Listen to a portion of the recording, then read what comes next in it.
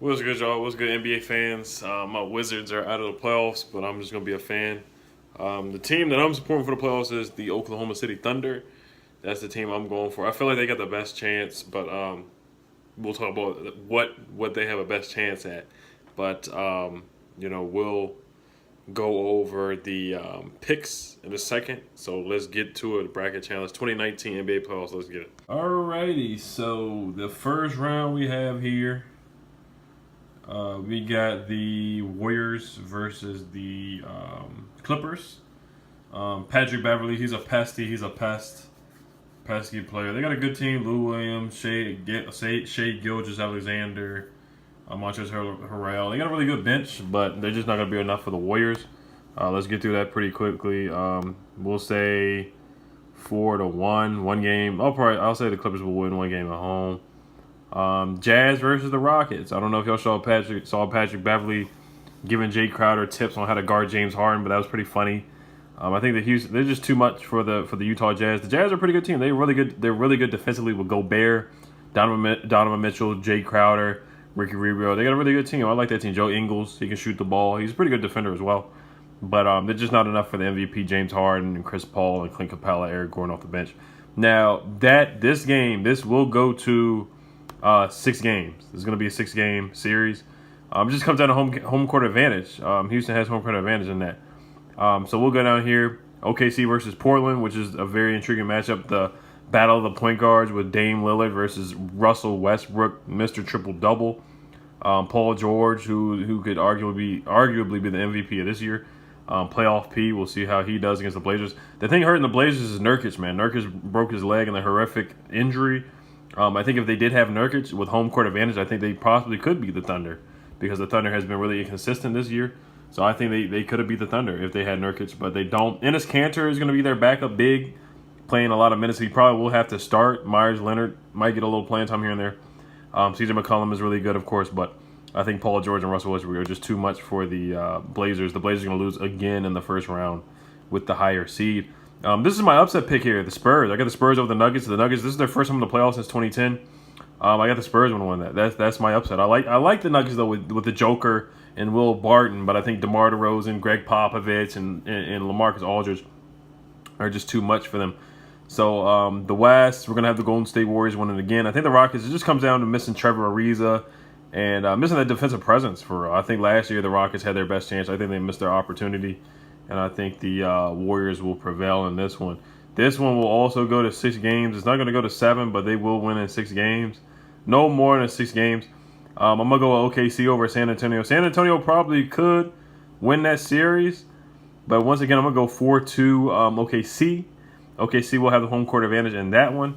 And then Golden State will beat the Oklahoma City Thunder in 6 games as well. I don't know why I keep picking 6 games, but I just don't see those games going to 7 games with having Boogie Cousins, Kevin Durant, the Snake, Steph Curry, Klay Thompson, Iggy off the bench, Sean Livingston. It's just too much. Too many guys on one team.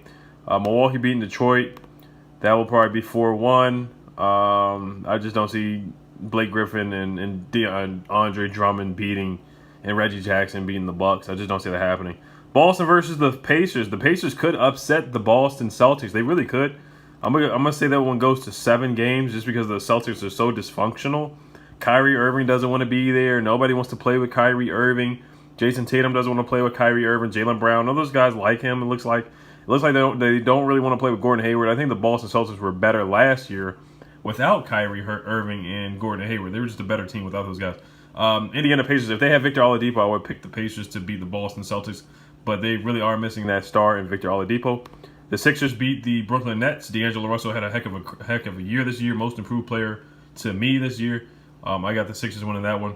Raptors versus the Orlando Magic. I got the Raptors beating that one. Sixers versus Raptors. This is a tough one. Kyle Lowry's really bad in the playoffs, so I'm going to go with the Sixers beating them in that one. Honestly, I don't really care about the number of games in this one. I just see those teams losing anyway.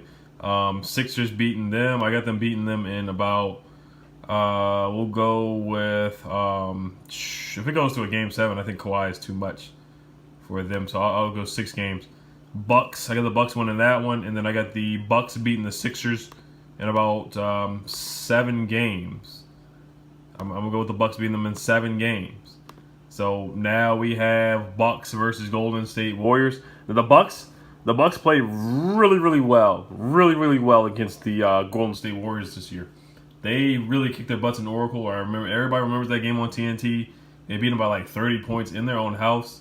It looked really bad. Now the Bucks really have the formula to beat the Warriors because they can score in the paint with Giannis, Brook Lopez, Chris Middleton, guys like that. Malcolm Brogdon can get to the paint, and they play really well defensively.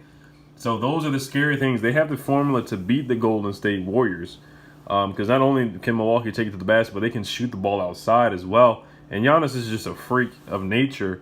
Of course, everybody calls him the Greek Freak. And then you got the Warriors. It's a tough matchup. I got the Warriors winning this one, though, with KD and all those guys.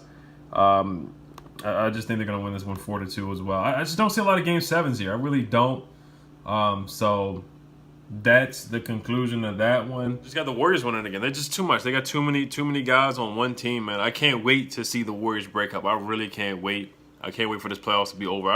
All I really care about is the draft now and free agency, where everybody's going to go July 1st. That's all people really care about because Kevin Durant killed the league. I'm just kind of happy LeBron's not in the playoffs right now. It's just good to see somebody different in there, man. It's good to see somebody different in the championship, man. No disrespect to him doing what he's done in the East so much, but just so much dysfunction in LA. I'm just happy they didn't even make the playoffs, to be honest with you. It's just time for them to talk about somebody else. Just move on, man, for real. But, hey, let's see what happens, man. I want to see y'all picks. Who do y'all think is going to win in the first round, second round? Who's going to win the whole thing? Don't forget to comment, join the channel if you haven't. More NBA content coming on the way. Probably will do some reaction videos to games and stuff like that. But if you are a Skins fan, please stay tuned for the draft. We are going to do a Redskins watch party, a draft party. It's going to be a lot of fun. I can't wait. It's going to be super lit. All right, y'all, peace. Hail to the Wizards. Hail to the Skins. All right, y'all, peace.